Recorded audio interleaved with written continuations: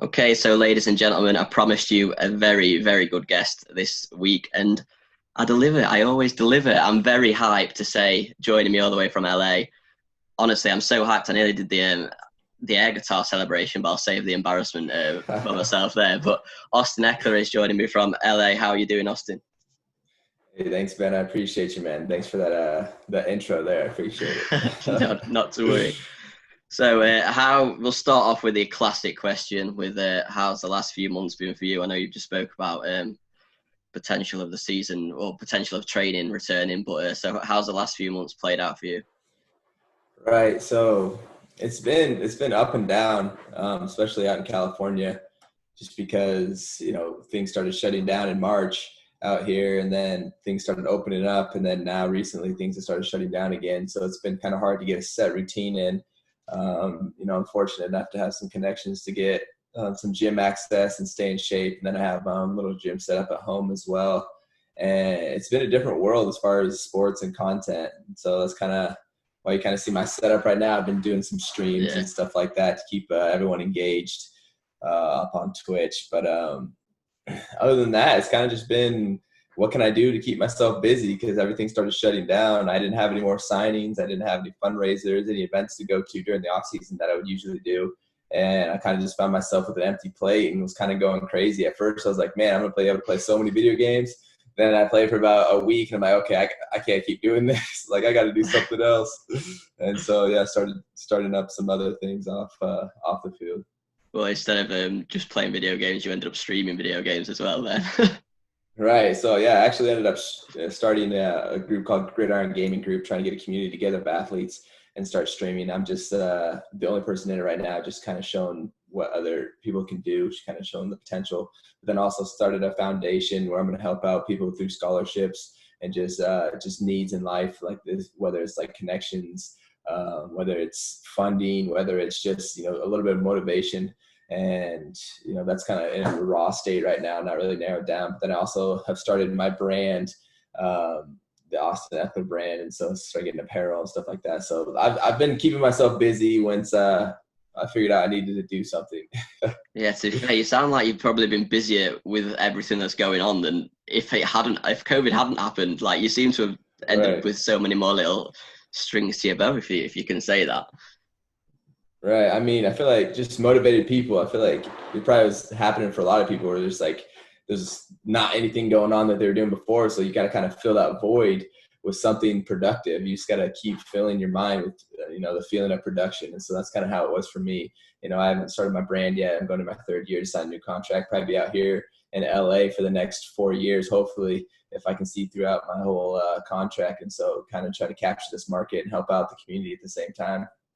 Well, we'll certainly touch on your brand and the foundation a little bit later. But in terms of the Twitch, because you started a YouTube channel, I see as well. But in terms of the Twitch world, is like you touched on playing a lot of games. Is just gaming something you've always been pretty much into? So you've decided to turn it into a streaming community as well. Right. And so with Twitch, I'm glad you bring it up because I'm super passionate about it. But yeah, like you said, I used to always play video games, and then I started streaming. I always used to watch people stream on Twitch. My Twitch name's Austin Ekeler. Just go search me if you want to join in. But it's more than just video games and things like that. At first, it started out like with the idea maybe I was streaming some video games, but then I kind of got bored around that idea just because that's just me playing video games, everyone watching me, and I didn't really like that. I wanted that interaction part. So for like the first 30 minutes of my stream, I'll do giveaways. I'll do just interaction, say hi to everyone, say what's up, just, talk about whatever's going on in life, ask some questions to people, see how everyone's doing. And then we might, get into some video games later on. But all the games that I play on there are with the stream or with the viewers. It's never just by myself. I might bring in one of my teammates, one of my friends, and we'll play. We're always playing with the viewers. So that's what I want it to be. I want it to be centered around the community and just have the community build itself, and they're all interacting. They all feel involved. And if you can do that, it's like a two-way beneficial just thing that you're creating. The community just benefits both sides because they're getting involved and they feel like, oh, I'm actually like talking to Austin, hanging out. And then I also, benefit just by just getting that interaction and getting my name out there. Sweet. So what's your go-to game then at the minute? I clicked on your stream the other day and it was like some wacky golf game. I had no idea what was going on. But so what's the go-to game for you? So like I said, I'll play anything. Whatever the community wants to play, we're playing it. And so it's been a lot of Call of Duty Warzone just because that's cross-platform. So I can play with people on console, and then I play on PC so we can play together. But yeah, I was playing some golf game, golf with friends. I play this marble game. So I play marbles for my giveaways where you type in !play in the chat and it puts you into my screen as a marble, and you go down, whoever wins the race gets a giveaway. And so I'll give away like player cards, cash. Like I'm doing a giveaway probably this weekend, giving away some bobbleheads, things like that. Like things that are like unique, like you actually like, wow, I actually want to win this. Just to keep it fun. And so like I do get some revenue from my subscribers and donations and things like that, but all the revenue that I get back, I just put it straight back into the community as far as giveaways and just content. So it's a two-way street, and it's just a healthy relationship, and it's fun for me too, which I love it. And that's why I'm trying to start a community just of players and show like, hey, like you can get sponsors through this, you can earn money, you can grow your brand. That's wicked. Is it a case of as well showing yourself, like obviously to a lot of people, even myself really, it's like, holy shit, it's Austin Ekeler, it's an NFL player, but is it to kind of you showing like, well, I'm just a normal guy, I'll come play video games with you? Exactly. It kind of cuts out the middleman. I feel like a lot of times there's not really a real interaction between players and fans. It's usually they see us on like TV or in like an article or something like that. And so that's kind of the idea about it is, cut out the middle person, give someone not necessarily direct, but about as direct as I would like it to be as far as contact between you and I. Because you have an open chat, and I read the chat all the time, and I'm interacting with everyone in there. That's what kind of drives the stream and steers it. So yeah, it's perfect. I plan on doing it during the season as well. Just to that's when it'll probably be even more interesting because fantasy will come into play, and I know that's going to be probably the biggest topic during the season when I'm streaming. But it'll still be fun. I know there's going to be some up days and some down days, but I'm prepared for all of it. For the most part, so far, we have a pretty chill community over there. Not too much toxicity, so I enjoy it. Well, I was going to touch on this a little bit later, but seeing as you're on the point, I'm pretty sure you're aware that you went a little bit viral a few days ago on Twitter. I don't know if you, and you probably know what I'm talking about. You seem to get into a little bit of a debate with the fantasy football counselor. So yes, what was that all about? Was that just you defending your corner? That's the first time I've ever responded to someone posted about fantasy football. And the only reason I responded because I looked at this guy's account. I got like tagged in it, like Austin Ekeler, come look at this. And I was like, all right, let's see what this guy's talking about. And so I go in there, and this guy who's got somewhat of a following. So I was like, okay, he must, have some respect on what he's saying and the content he's putting out there. And I look at his content, and it's like, these running backs suck. And it's me and it's somebody else. And I'm just like for fantasy picks, I'm like, that makes no sense. Like, so I asked him, I was like, please explain. And then he had some like old school way of like, oh, your running back needs to do this. And I was just like, hey man, like you could, like, I told him basically it was like something about how it's looking at it closed-mindedly. Like you need to open your mind. Like the game of football is about efficiency and consistency. And that's what I do on the field. So I kind of laid it out for him like that. And it was no hard feelings. I just felt like he was just taking like the old school approach. He's like, oh, my running back needs to get 260 carries. And it's like, that's not how the game works anymore. Maybe back in the day, but now it's just about, hey, getting in the end zone and making plays. I did read the whole thread. I saw you like fighting your corner, and I saw him saying that you basically what you were saying there, like you're not someone that runs the ball like 260 times or something. So, but I was like, you're right, man. But you'll be aware as much as anyone. Like, it obviously won't help that you've had Melvin Gordon there as well. But you're someone that since the beginning of your NFL career, you've always had more receiving yards than rushing yards. But from a personal perspective, do you think that's going to change this year? I'm just interested in myself in that. There's no telling, man. I could see myself having more receiving yards just because I feel like as far as a player and a playmaker, I'm better when I get out in space, when I have like checkdowns and things like that. I feel like that's where I'm more effective. Not saying I'm not effective running the ball, but it just has been my tendency to be the most effective out in space, catching checkdowns or deep routes or whatever routes. But yeah, so I could see that happening. I don't know, it's been a trend like you said, and I mean, for me, going into every season, I just look on to build off of next year, like build off of last year. build off of last year. And so I'm looking to build off of last year again. And so I'm trying to bump up all those numbers. You know, I'm not like shooting like this is what the numbers I want to hit. It's nothing like that. It's just, okay, as far as my efficiency, can I be more efficient, more effective than I was last year? And so that's what I've been able to do. And I just kept, progressing through my career. Now I find myself in a spot where I have a little bit more spotlight and a little bit more trust by the offense and our head coach. So I can see myself running the ball more. I can see myself doing it all, honestly. Like I can't even tell you. I know I'm just gonna have the ball in different situations. Well, no pressure, but you are in the UK Pigskin Fantasy League. My first round pick was you, so no pressure, but you have to perform. Hey, let's go, man. For me, much respect. For me, and to win my league, you have to perform. So no pressure, Austin, in that kind of sense. No, I'm sure that'll be on your mind on the field that you have to. That's all I know, man. Do it for Ben. But love it. But in terms of the actual season, let's stick with the season. As far as I'm aware, face-to-face, and I think you touched at the beginning, face-to-face training hasn't yet returned, or contact training, anything like that. How's it been playing out at the minute? Is it just a case of Zoom calls and you've been told to do this and that and the other, and you're just kind of trusted to do it? But right, so I have no idea how that works.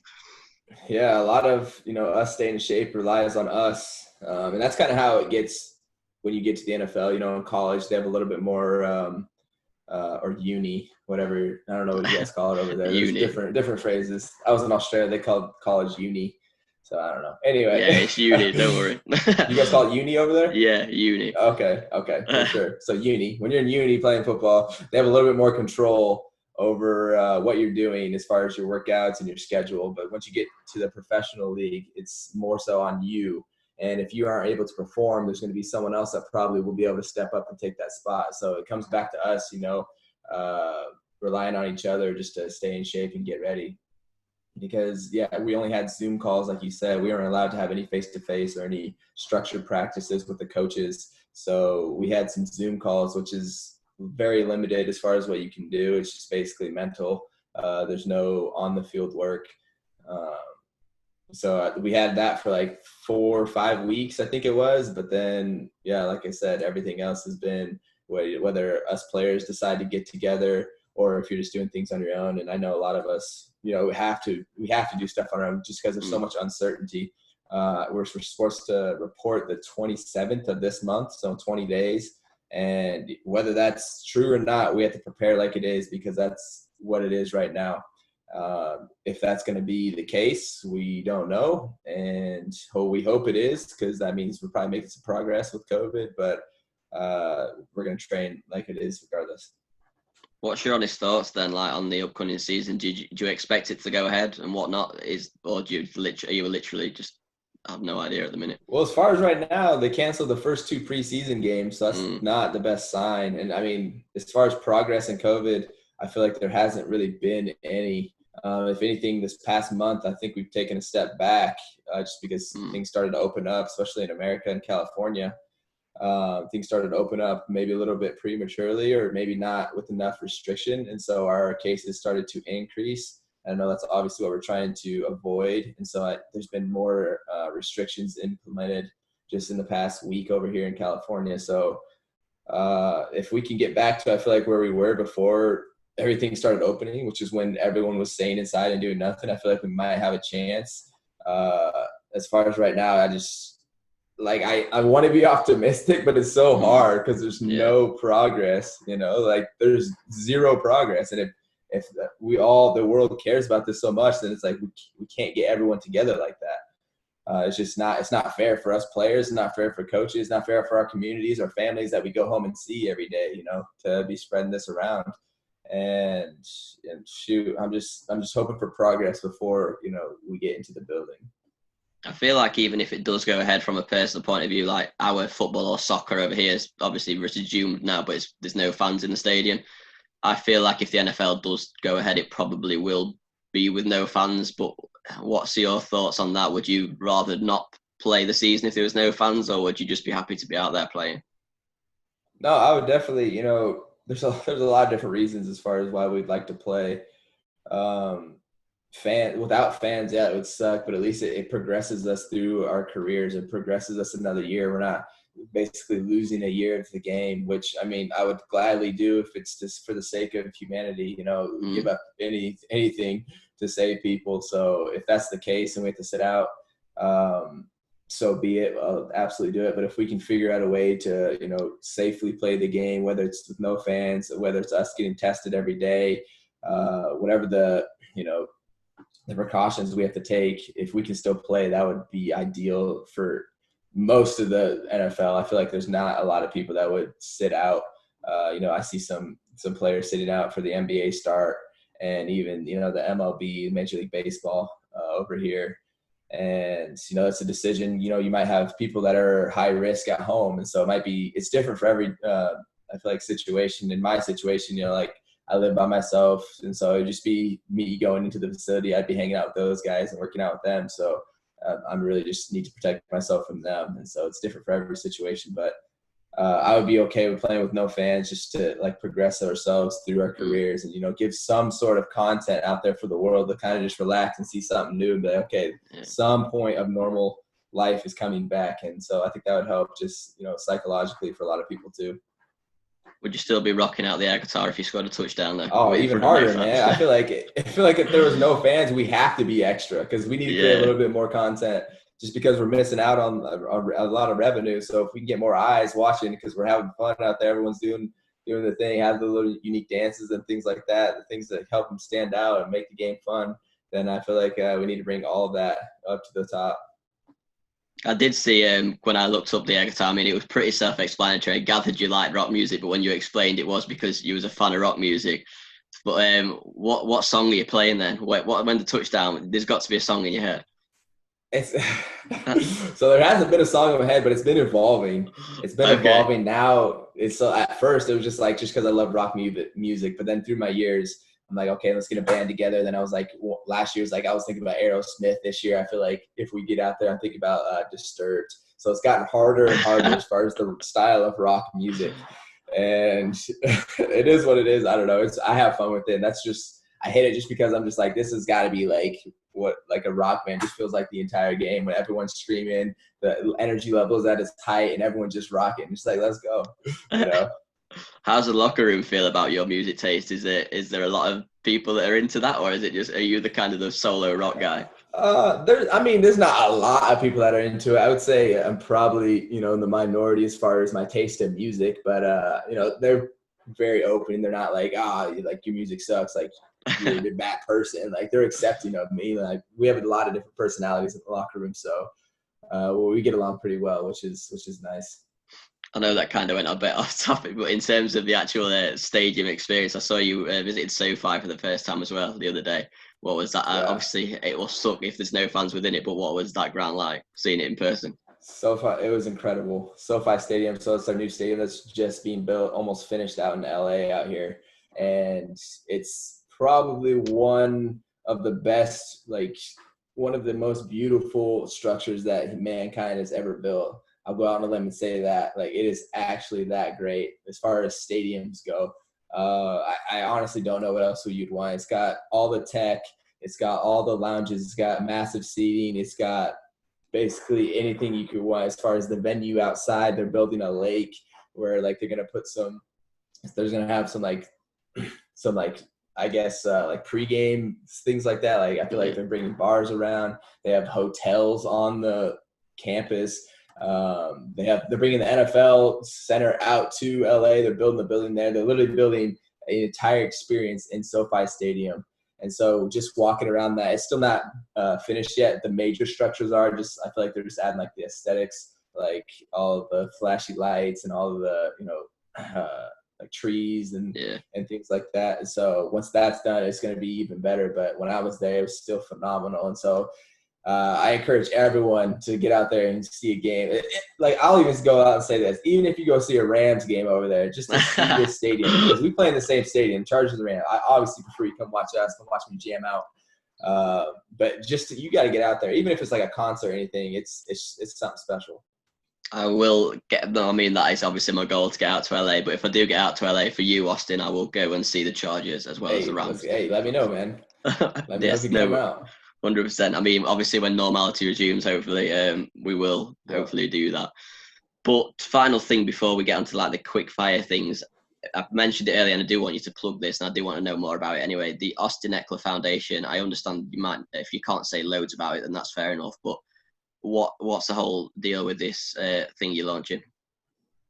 So the Austin Ekeler Foundation, like I kind of mentioned, it's in a raw state right now, just as far as we don't have a specific place where we're going to allocate the funding or the just not even just funding, just the time, because it's going to be, I want my foundation to be more so built around relationships and me or whoever it is, like my mother, the people that work in the foundation, to be able to get the time to know somebody and see your situation and then try to help you through that the best way possible, whether that is with funding, whether that is with, hey, helping you get connections, just because I'm in a space where I have a big platform and I have easy access, I have access to connections, or whether it's just, hey, you just need, some more motivation, not even motivation, because I want to have motivated people.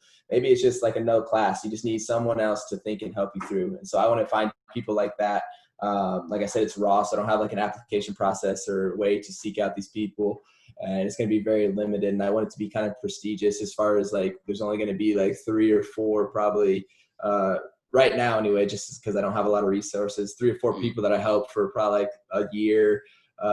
And then kind of let you go and set you free and see what you can do with your life and kind of just be basically a backup or aid or just be right there next to your side. And so it's just special to me because that's kind of how I was when I was growing up. But I feel like I didn't really have the aid. I had to go out there and I just kind of paved the way for myself. But I'm just like, man, if I could create opportunities for people that were like me that didn't end up, making it to where they wanted to be like myself, then I think that would change lives if I could just show them at least give them the satisfaction of saying like, look, someone's giving me this opportunity. Let me try to push for it. Let me try to take it to the level where I can do something in my life that I want to do. Because I feel like a lot of people just get stuck in a place where like, man, like I want to do this, but I can't because of resources, because of my connections, because whatever it is. I just want to help people get over that barrier. And so it's not going to be a lot of people that I can help. I wish I could help more people, but it's going to be a few, and we're going to put a lot of time into them. So I'm excited for it. Sounds good anyway, and I encourage people to do listen to this, so check that out and keep their eyes on it, because I sure will. Anyway, before we finish, I'm going to hit you with some quick fire questions. It's all about your teammates, so we've got to hit some honesty. Normally, what I do with people, I normally do them NFL based questions, but I'm not going to do that because I don't want you. I know you probably don't want to say who's the worst team in the NFL and things like that. So, so preferably not. We'll do it with the teammates. So, we touched on it before. Who's got the best music taste in your locker room?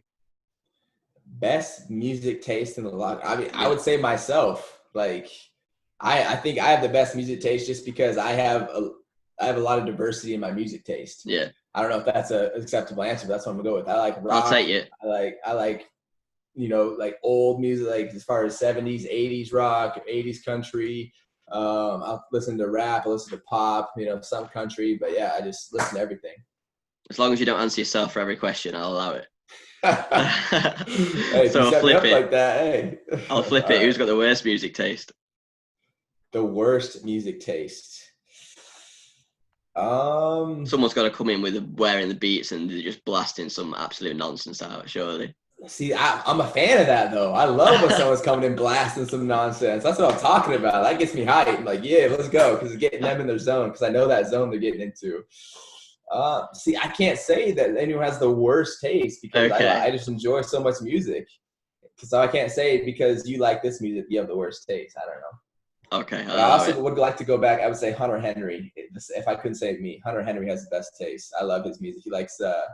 He always puts on Chainsmoker radio and on like Spotify or whatever, and it's always like the beat stuff with like some like techno, like dubstep type stuff like that, and some words and there's some singing. It's a good mix. Okay, I'll allow that. Who's got the best fashion sense? Who walks in with the best swag? The best swag. There's a few. Tyrod Taylor, our quarterback this year, this man's always fashionable, always has his braids done perfectly. He's got it in a fro right now, but when he came in and had his braids, they're always just perfect. There was not one hair sticking up. Everything was just nice and tight. And then he's got his suit collection. He's got I think he's got his own apparel brand and stuff like that. But I would say Tyrod's up there. There's a few more too. Melvin Gordon, he used to be, pretty fashionable too before he left us. And then, shoot, I mean, a lot of guys dress up nice. A lot nicer than I do. If you ask the opposite of that, I would say that was me. I have the worst fashion. Okay, we'll go with that. You can't put yourself down like that, man. We'll go I'm not putting myself down. I'm just saying, as far as fashion, that's not where I put one of my priorities. So I'm just like, sure, I'll wear a button down and some jeans.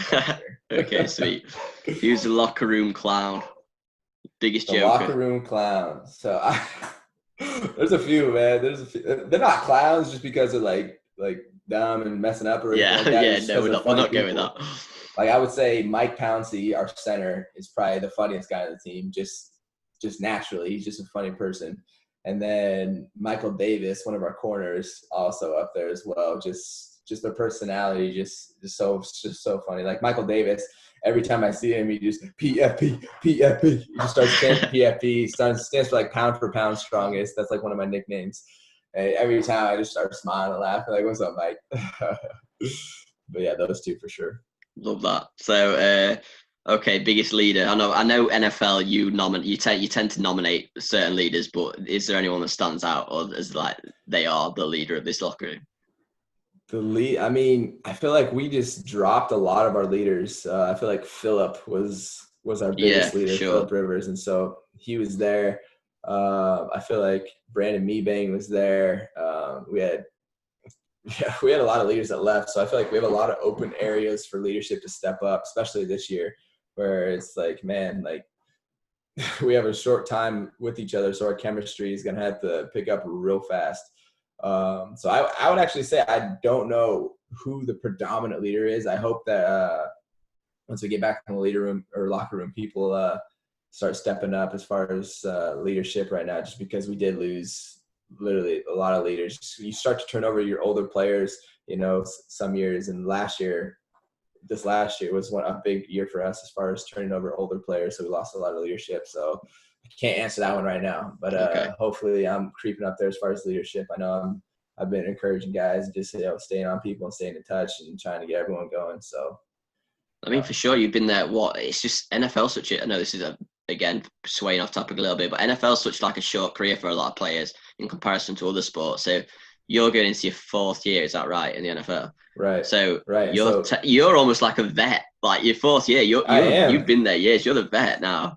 Especially in the running back room. I'm the oldest guy in the running back room. It seems like I just got here. I'm like, what the heck? Now I'm the oldest guy here? What the heck just happened? But yeah, I mean, the average career is 3 years. So, there's a really quick turnover as far as people coming in and people going out. I assume you're hoping to be there for a few more years still. No. Hey, that's the plan. That's why I signed that contract. So I wouldn't mind too. SoFi and the team right now, it's just a great combination. So this doesn't technically have to be the Chargers. This could go back to college football. But who's the most talented player you've played with? The most talented player that I've played with? Probably Derwin James. This man is actually a freak of nature as far as athleticism. Like actually crazy. Just as far as he's our strong safety right now. For those of you that don't know, Derwin James, one of our stars, he's going to his 3rd year, but came out. He's been a Pro Bowler. He got hurt last year, but dude is a freak. He's like he's probably like 220. This dude, like I'm pretty fast on the team, but this dude is still faster than me. And he's got 30 pounds on me. It's like, God dang, he's like 6'2". His ball skills, his just tackling skills, just all around, just like a wow factor. You see this guy in the field, you're like, wow, that guy's special. I would say Derwin James. Okay, sweet. And finally, last one for you. You can't say it. Well, you can say yourself. I'll allow it. But if the entire Chargers locker room was to enter a Royal Rumble, who wins? Who wins in a Royal Rumble? Is it like the WWE Royal Rumble? You got we'll go WWE. I feel like a big person would. I feel like I would get tossed out, man. I'm lightweight. Who would win the Royal Rumble? That would be so interesting to see. Like, could you imagine watching that? You get like 50 We'll set it up. We'll set it up when normality restores. I'll try and make it a thing. Yeah, right. Let's suggest that. See if we can get some way. People would pay to watch that. Exactly. We're content creators. Here we are, man. We're doing our thing. Who would win though? On my team, on the Chargers. Yeah. That's who it is with. I feel like it'd be someone that's like really big but like strong. They don't even have to be really big. I could back you here though. Like you've like henched up loads during this offseason. The thing is, I can't lift those big guys. Like they can't. They have the mass. Like I'm strong. You'll have to do the old double team with someone. Yeah, team up. Like I can lift them, but they can lift me a lot easier. Just as far as like their body type, they can move me. They can just lean on me, and it's just like, oh god. If I lean on them, they're like, whatever. Like get off of me. I would say probably Mike Pouncey. Okay. I would say Pouncey. Dude's mean. Dude's a beast on the field. Moves bodies out of the way from me up front. So I'm saying he's gonna move some people out of the ring in a Royal Rumble for sure. And that's where we'll leave it. Los Angeles Chargers Royal Rumble. I'm trademarking that on this thing. If anyone ever sees it, if that goes out, I'm 100% suing because that was my idea. But anyway, that line I'm putting mine on Mike Pouncey. There we go. And Austin Ekeler's got Mike Pouncey as a favourite. Anyway, Austin, it's been an absolute pleasure. I've had so much fun talking to you. Thank you so much for joining me today. Yeah, it was a good time. Thanks for having me, man.